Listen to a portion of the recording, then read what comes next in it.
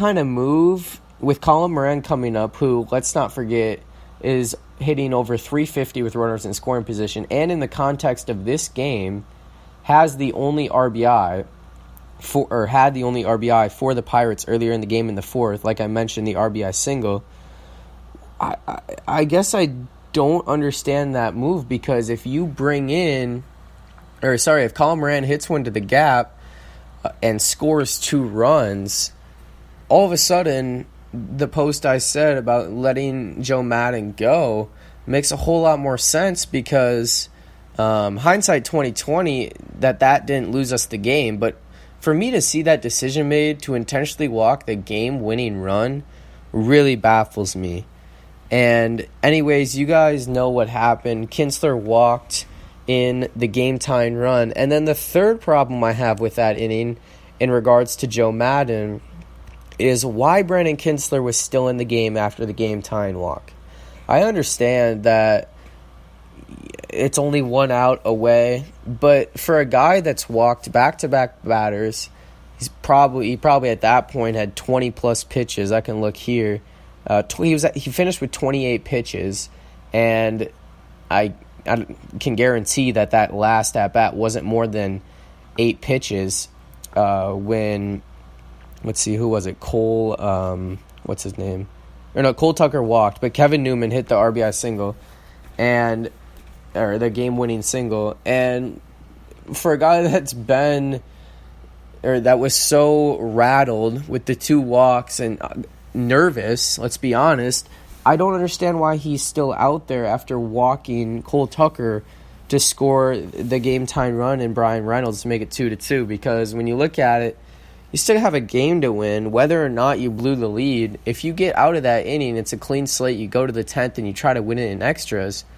And he seemed very quick to pull Kyle Ryan out of there, yet a guy that's struggling in Brandon Kinsler, and he's given up 3 walks and already, and just 1 out. I guess I don't understand it. And that makes me think that you sit here and think about what the Cubs could still do for the future, and people say that they're fine with letting Joe Maddon go at the end of the year if we don't make the NLCS. The way I look at it is, if you're fine with that, and the way we're playing now, and as of the last, honestly, the whole season, we've underperformed this whole season. You look at it and you say, okay, well, what if we did try to spark something, the race of the last 40 games here? If we win tonight, we're still tied in the NL Central, and I understand that, 99% probably not gonna, there's a 99% chance Joe Maddon doesn't get fired during the season this year, at least. But for people that say Joe Maddon firing is a terrible decision, like right now, then why are you fine with us getting rid of him if he doesn't make it to the NLCS? Because right now, the way we're playing, we're not going to get to the NLCS, and even if we did get to the playoffs, that is, we would get swept with the way we're playing against LA or Atlanta for that matter. So I guess I understand that you do players and coaches right, and it's the right thing to do, and usually firing a guy mid-season is a lack of respect and just kind of an idiotic move. And I do agree that there's not anyone that's better than Joe Maddon out there right now. But just what I've seen in the clubhouse as of late leads me to believe that Joe Maddon has kind of lost the team in a way. That's probably a nature of the heartbreaking loss, loss after loss that we've had this year with the bullpen. But still, those bullpen losses, when you look back at it, are a lot of decisions that are made by Joe for either bringing guys out too early or leaving them in too long. And I think that this game was another example of that, in that I think he should have kept Kyle Ryan in. And when it comes down to it, when it's a 2-2 game, why is Brandon Kinsler still in the game after walking 2 batters? And the other thing I'll say about the Josh Bell intentional walk is Brandon Kinsler got Starling Marte out on a great pitch, a little ground ball to Kinsler. He made a nice bare hand play for the second out as the runner moved to second base with 2 outs. If he just got Starling Marte out, why mess with his confidence and put another guy on the game-winning run? Why not just let him pitch the ball is my take on it. So anyways, that's enough from that. But I wanted to clear that up because I received a lot of hate and a lot of confusion from people saying, why are you saying this about Joe Maddon? And the other thing is, I don't give any free passes. Brandon Kinsler pitched a terrible game. And, the errors in the past have costed us. And I don't give any free passes to our offense because I know Joe Maddon can't swing the bat or pitch the ball. But I've just seen our clubhouse the way it has been. This is different from what we've seen the last 3 or 4 years, and it just makes me believe that at some point you have to sit there and say, okay, what is a constant factor in the majority of these losses late in games? And I think Joe Maddon, unfortunately, how much I like him, he's a good manager. I think, unfortunately, that his time is drawing to a close in Chicago. If this team continues to play like this with how much talent we have, I think that Joe is a very easy scapegoat, and I understand that.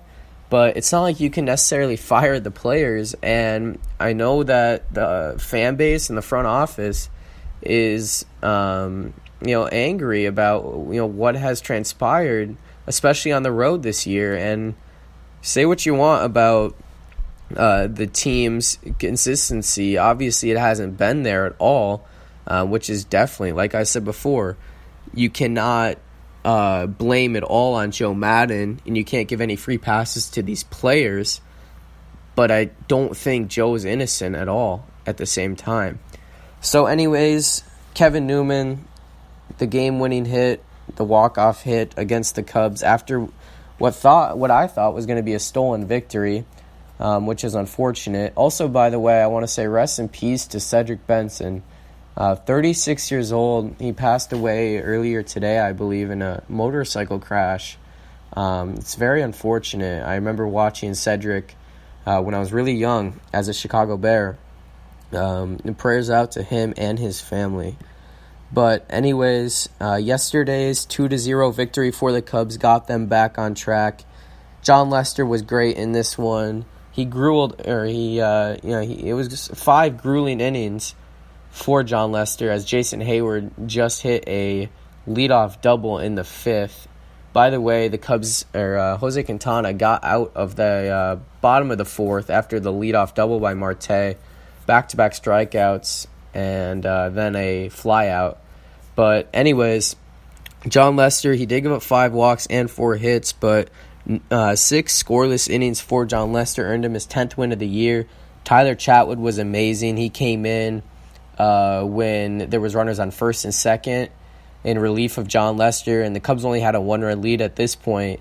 He earned the hold with 2 scoreless innings, and then Rowan Wick actually earned his first save of the year, which was cool to see, a 1-2-3 ninth inning. As for the offense, it was a 0-0 game through 6 innings, a very quick game. Chris Bryant, solo homer in the 7th, made it a 1-0 game, and then the Cubs added another run in the 8th on an insurance run there on a pickoff error. It was a throwing error by the catcher, Elias Diaz, to make it 2-0. But overall, a very clean game. The bullpen did its job in Chatwood and Wick, and Lester was great. The offense wasn't amazing. We only had 4 hits, but the Pirates also only had 4 hits. So I'm not going to complain, especially after, we had lost 4 straight games, 2 of them being heartbreakers, back-to-back heartbreakers. And then tonight's game, like I said, it's a 4-0 game in the 5th inning. Castellanos is up with a runner with Jason Hayward on second. Castellanos is 2 for 2 in this game with the home run. And it's 4-0 in the fifth in Williamsport. Mitch Keller's going for the Pirates. He's currently at 87 pitches in the fifth. While on the other side, it's Jose Quintana, who is only at 56 pitches through 4 innings. 5 strikeouts, 4 innings, 2 hits, no walks, and no runs for Q thus far. Now let's switch on over to the second part of tonight's show, and that's going to be looking at the MLB standings. St. Louis has been playing pretty well as of late. They're 7-3 in their last 10. And if the Cubs can hold on to this victory, or hold on to this lead tonight, I should say, that would be our 66th win of the year, and we'd be back in first place with the Cardinals. The Brewers are just 2 games behind the Cardinals, so they would be 2 games behind us as well, with a record of 64-60. Cincinnati's 58-65. They're 7.5 back. And then Pittsburgh, 20 games under 500, 14 games back in the division. Looking at the rest of the NL, Atlanta still holds a pretty decent lead in the NL East by 5.5 games over the Washington Nationals. The New York Mets are 9 back in that division, along with Philly, who's 9 back, and the Dodgers in the NL West, 38 games over 500. The second place San Francisco Giants are 18.5 games back to the Dodgers. Now let's look at the last week of games and last week of action for each team in our division, and kind of looking at the future outlook in this next week for all these teams. We'll start with the St. Louis Cardinals, who are coming off a series split against the Reds, which as Cubs fans we can't complain because they easily could have won that series in Cincinnati. They lost in the opener on Thursday by 1 run. They killed the Reds on Friday. And then the Reds came back yesterday with a win. However, the Cardinals won today by 1 run, a 5-4 victory. So, like I said, there's still a half game ahead of us. However, if we're able to hold on to this lead 4-0 in the fifth, then we would be back in first place with them. Looking at the Cardinals, beginning of the week, they got swept by... that's looking at a couple weeks ago. They played the Royals on Tuesday and Wednesday, a 2-game mini sweep for them, not surprising, in Kansas City. And then they were coming off their sweep of Pittsburgh in St. Louis last weekend. So the Cardinals have definitely been playing some really good baseball. They'll host the Milwaukee Brewers for the next 3 days, starting tomorrow. And then on Thursday, they'll begin a 3-game... Oh, wait, sorry, that doesn't make any sense. Monday, Tuesday, Wednesday, Thursday, Friday, Saturday. Oh, okay, never mind. It's a 4-game series against the Rockies after that, starting on Thursday. I thought it was a 3-game series, which is why that didn't make any sense at first. But anyways, yeah, they'll play the Brewers at the beginning of the week, and then the Rockies for a 4-game series at Busch Stadium before they go back out on the road. They'll play in Milwaukee, and then they'll host the Reds. All right, now let's look at the Cincinnati Reds last week of games. Like I just said, they split the 4-game series with the St. Louis Cardinals, and we have another score for the Cubs. That's the 5th run of the game. Chris Bryant with an RBI double down the left field line. Great hitting for the Cubs today. Very impressive to see. Against, obviously, Mitch Keller is not a very good pitcher. And near 80 RA in just the few starts he's made in the majors. He might be a relief pitcher, I'm not sure. But anyways, 5-0 in the 5th. Before that series, though, for the Reds, they faced the Washington Nationals in the nation's capital, and they got swept at the beginning of the week. They lost Wednesday's game by a score of 17-7, in which they gave up 10 runs in the 5th and 6 runs in the 6th, as it was a 1-1 game through 4.5 innings. All of a sudden, it turned into a 24-run game on both sides. Excuse me. But they got swept by Washington, and then, like I said before, they split with the Cardinals. So they went, 2-5 on the week for the Reds, as they You know, they're doing better than in past years that we've seen the Reds do. However, they kind of are falling off just a little bit, especially this last